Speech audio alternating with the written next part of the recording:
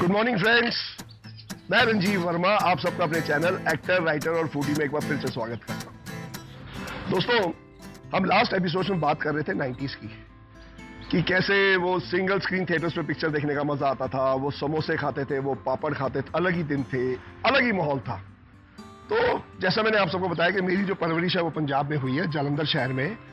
उस जमाने को याद करें ना, तो हम लोग जब कोई भी फिल्म देखकर आते थे बचपन में, तो उसकी स्टोरी मोहल्ले के बच्चों को सुनाते थे और उस स्टोरी नरेशन का ना एक अलग ही अंदाज था।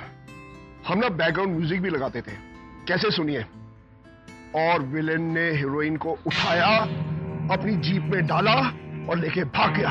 टन टन, और हीरो आया। हीरो घोड़े पे बैठा और उसने घोड़े पे जीप का पीछा करना शुरू कर दिया। तगड़ तगड़ तगड़ तगड़ तगड़ तगड़ तगड़। हीरोइन चिल्ला रही है, बचाओ बचाओ। हीरो घोड़े पे पीछे भाग रहा है, तगड़ तगड़ तगड़ तगड़।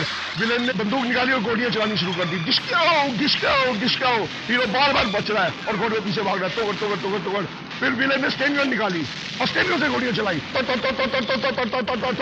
एक जगह जाके हीरो ने ऐसे डाई मारी, हीरोइन को पकड़ा और लेके नीचे गिर गया और जो जीप है वो जाके पहाड़ से लगी ठा।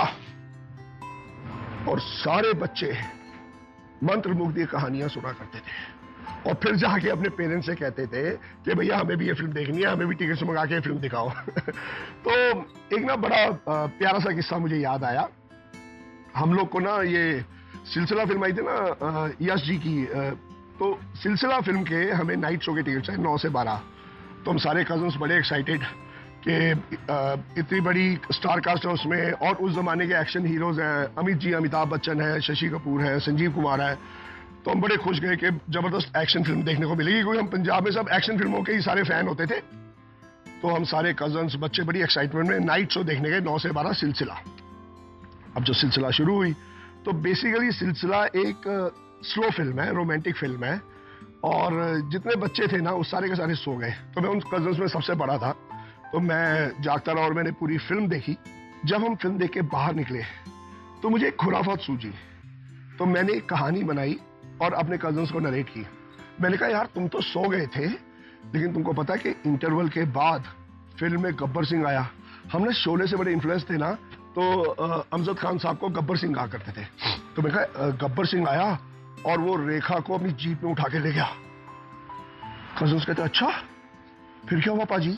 मैं कहा, फिर क्या, फिर अमिताभ बच्चन ने बाइक उठाई और उनका पीछा किया। तो गब्बर सिंह रेखा को अपनी डेन पे ले गया, तो उसके बड़े सारे गुंडे थे और वहां जाके बड़ी फाइट हुई और फिर अमिताभ बच्चन रेखा को बचा के ले आया। यार तुम तो सो गए, तुम तो पिक्चर ही मिस कर दी पूरा सेकंड हाफ। तो ये कहानी जो मैंने अपने कजन्स को परोसी थी ना, ये उन्हें हजम हो गई। तो अगले दिन शाम को जब मैं खेलने पार्क में गया, तो यू विल नॉट बिलीव कि मेरा कजन, मेरा भाई अज्जू, अमित, आज की डेट में किसी ऑटोमोबाइल कंपनी में बड़ा जनरल मैनेजर है। वो बच्चों को सेम कहानी सुना रहा था जो मैंने उसे सुनाई थी कि सेकंड हाफ में ऐसे अमजद खान आया, गब्बर सिंह आया और वो रेखा को उठा के ले गया। फिर अमिताभ बच्चन गया और वहां पर जाकर बड़ी फाइट हुई, और ये पूरी कहानी उसने जो मैंने सुनाई थी उसने बच्चों को सुनाई। इतना इन्फ्लुएंस था फिल्मों का। और फिर जब अज्जू बड़ा हुआ, उसे सिलसिला दोबारा देखी, फिर मेरे को आगे बोलता, क्या पाजी आपने भी क्या फुद्दू बनाया, था गब्बर सिंह था ही नहीं सिलसिला में। तो ऐसे सब बहुत दौर था। तो फिर ऐसी ही फिल्मों का चस्का लगा और फिर मैं मुंबई आ गया। तो मुंबई में जो मेरी शुरुआत है, जैसे मैंने आपको पिछले एपिसोड में बताया, वो एसिक नगर से हुई। तो एसिक नगर बेसिकली एक गवर्नमेंट कॉलोनी है जिसकी फुल फॉर्म है एम्प्लॉयड स्टेट इंश्योरेंस कॉर्पोरेशन। तो ये जितने एम्प्लॉयज हैं, इनको गवर्नमेंट की तरफ से घर मिले होते हैं, तो ये उसमें एक रूम के अंदर पीजी रख लेते हैं जो फिल्म लाइन में स्ट्रगलर्स होते हैं। तो हम भी एक रूम के अंदर 4 लोग शेयर करते थे एक रूम, और उसके अंदर स्ट्रगलर रहते थे हम लोग। वो दौर अलग था, वो फोटोज लेकर स्ट्रगल करते थे, और बाहर एक नाका होता था, वहाँ एक चाय के कप पर पूरी फिल्म बनती थी और उसकी स्टोरी नरेशन होती थी। एक अलग ही माहौल था। ये जितने लोग थे ना, इनका स्ट्रगल करने का ना एक अलग अंदाज था। ये टिपिकल हो गए थे स्ट्रगल करते करते। Hi sir, I am an artist, सालों से लगे हुए थे, किसी को काम मिल रहा था, किसी को नहीं मिल रहा था। इनफैक्ट मैंने कई बड़े बड़े सेलिब्रिटीज को वहाँ एसिक नगर में स्ट्रगल करते देखा। ये जो बड़े सिंगर हैं बाबुल सुप्रियो, ये मेरे बिल्कुल साथ वाले रूम में रहते थे, और ये अपना बंगाल से आए थे। तो ये किशोर कुमार के गाने गाया करते थे, तो बड़ी प्यारी आवाज़ थी। काफ़ी सक्सेसफुल हुए, फिर बड़े पॉलिटिशियन भी बने। और फिर मैंने वहाँ पर इरफान भाई को देखा है अपना बाइक पे घूमते हुए। मैंने अनीस बज़मी साहब को, डायरेक्टर साहब को एक पीसीओ पे फ़ोन पे बात करते हुए देखा है। अच्छा, इसी नगर में ये जो स्ट्रगलर्स थे ना, कई कमाल के कैरेक्टर भी मिलते थे। जैसे मैंने आपको बताया, मेरा एक रूममेट था विकी, वो एक फाइटर था, लेकिन वो कमाल की हिंदी बोलता था। मतलब उसकी भाषा ही अलग थी, उसमें कैसे पंजाबी घुसाता था आप सुनिए। मैंने आपको बताया ना, मैं घातक में वो 7वां भाई था, कातिया का भाई। तो मुझे एक दिन विकी बोलता है, कहना हेलो पाजी, कहना पाजी आपका मीनाकशी के साथ कोई सीन हुआ? सोच रहा हूँ यार, ये मीनाकशी कौन है घातक में। फिर मैंने कहा यार, ये मीनाकशी कौन है? कहना पाजी हीरोइन मीनाकशी, मीनाक्षी। फिर मुझे बोलता है फिर वो कहीं आउटडोर गया तो 2 दिन में वापस आ गया। मैंने कहा यार, तू तो बोल रहा था कि तू 10 दिन के लिए आउटडोर जा रहा, तो 2 दिन में आ गया। वो कहना नहीं पाजी, मजा नहीं आया। कहना पार्टी जुनून नहीं थी। आउटडोर जाने का मजा तब है जब प्रोड्यूसर जुनून हो। मैंने बहुत सोचा, जेन्युइन जेन्युइन को जुनून बोल रहा था। फिर मुझे एक दिन मिला, मैं कहा और फिर विकी क्या हाल चाल है, कहाँ गया था? कहता शूटिंग पे गया था, शूटिंग पे। मैं कहा अच्छा। मैं कहा डायरेक्टर कौन था? कहता डायरेक्टर था बासु चटर। मैं कहा हीरोइन कौन थी? कहता इंद्रानी बैनर। मैं कहा ओए, बासु चटर जी होता है और इंद्रानी बैनर जी होता है। कहता पाजी हम नहीं किसी को जी भी कहते, हमसे नहीं होती चमचागिरी लोगों की। बासु चटर और इंद्रानी बैनर, ऐसा कैरेक्टर था विकी। और एक प्रेमचंद था, जो मैंने आपको बताया कि मेरा रूममेट था, उसका स का प्रॉब्लम था। वो डायलॉग बोलता था कि तुम मेरी शादी में आओगे ना, शायद मुझे प्यार हो गया। तो श नहीं बोल पाता था। तो वो जो मैडम थी, उसका स ठीक कराने के लिए उसने उसको सिर्फ एक काम पे लगाया कि तू श बोला कर। You will not believe guys, वो सारा दिन श बोलने की प्रैक्टिस करता था। आते जाते चलते घर में क्या करता रहता था,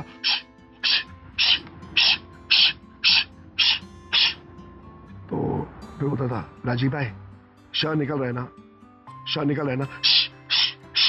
मैंने कहा हाँ। मैंने कहा अब तू डायलॉग बोल के दिखा। और डायलॉग वही बोलता था, शायद तुम मुझसे प्यार करते हो, मेरी शादी में आओगे ना। उसका स कभी ठीक ही नहीं हुआ। फिर एक और बंदा था तरुण, वो बंगाल से आया था। तो एक दिन मुझे मिल गया, लगा हाय तरुण क्या हाल है, कहाँ जा रहा है? कहता हम बहुत बिजी है, हम डबिंग पे जा रहा है। मैं कहा? कहता हम डबिंग पे जा रहा है, डबिंग पे। मैंने कहा हो गई डबिंग पे जा रहा था। तो फिर जब एक्टिंग शुरू की मैंने, और काफी फिल्मों में जो काम किया वो मैं आपसे जिक्र करता जा रहा हूं। तो पिछले एपिसोड में मैंने आपसे बताया था कि मैंने तारक मेहता का उल्टा चश्मा में एक रोल किया है, वो पाकिस्तानी कर्नल का जो कहता है कि जेठालाल जासूस है। ये जासूसी का काम कब से कर रहा है? आप सबने वो एपिसोड देखा है, बहुत पॉपुलर हुआ।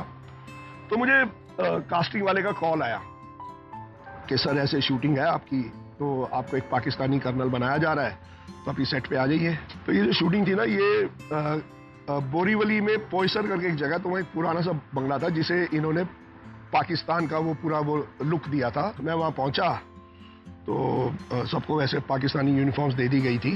तो एक चीज़ मैं बताना चाहूँगा कि ये जो मैंने यूनिफॉर्म पहनी है, ये खाकी कलर की है। तो हमारे यहाँ जो खाकी कलर वो पुलिस का है, लेकिन पाकिस्तान में जो खाकी कलर है वो आर्मी का है। तो बहुत लोगों को लगता है कि मैं पुलिस वाला बना हूं, नहीं, मैं आर्मी ऑफिसर हूं, एक कर्नल हूं, क्योंकि पाकिस्तानी आर्मी ऑफिसर हूं, इसलिए मैंने खाकी पहन के बैठा हूं। तो मैं वहां गया, मुझे दिलीप जोशी साहब मिले, जेठालाल जी। तो मैं जेठालाल जी को पहले से जानता था, मैंने एक पायलट एपिसोड किया था उनके साथ, जिसमें हम दोनों वॉचमैन बने थे, सिक्योरिटी ऑफिसर एक बिल्डिंग के। वो कभी एयर पे आया नहीं, तो हम बड़े एक्साइटेडली उस पायलट की बात कर रहे थे। बहुत अच्छे इंसान है, बहुत सुलझे हुए, एंड अ ब्रिलियंट एक्टर। तो फिर ये जो सीन था, इसकी शूटिंग शुरू हुई। घुसपैठिया? नहीं नहीं, मैं घुसपैठिया नहीं हूँ।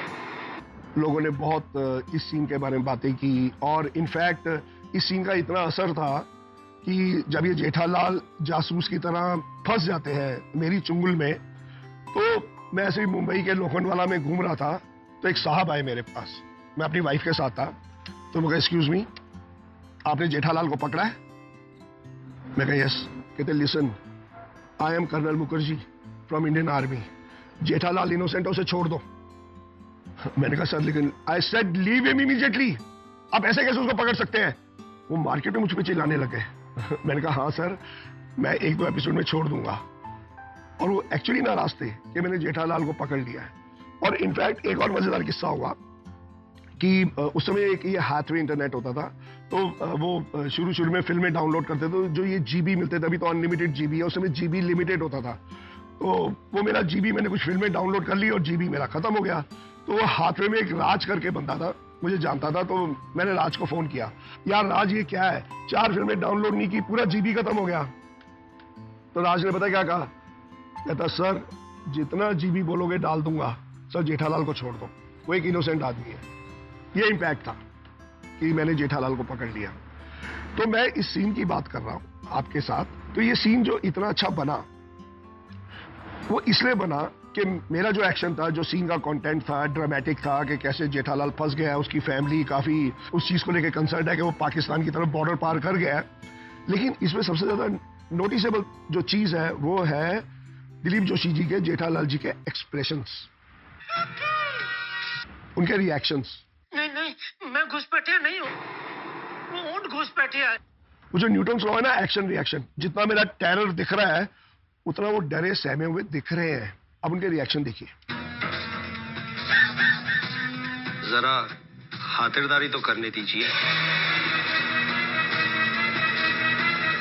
इनफैक्ट ये सीन देखकर मुझे वो एक फिल्म याद आ गई, एक पुरानी फिल्म है प्यार किए जा, जिसका एक आइकॉनिक सीन है कि महमूद साहब ओम प्रकाश जी को एक स्टोरी सुना रहे, एक हॉरर फिल्म की। मेरी कहानी बहुत भयानक और डरावनी है। हालांकि ओम प्रकाश जी के इतने डायलॉग नहीं है उसमें, लेकिन महमूद साहब की नरेशन पे उनके रिएक्शंस देखिए।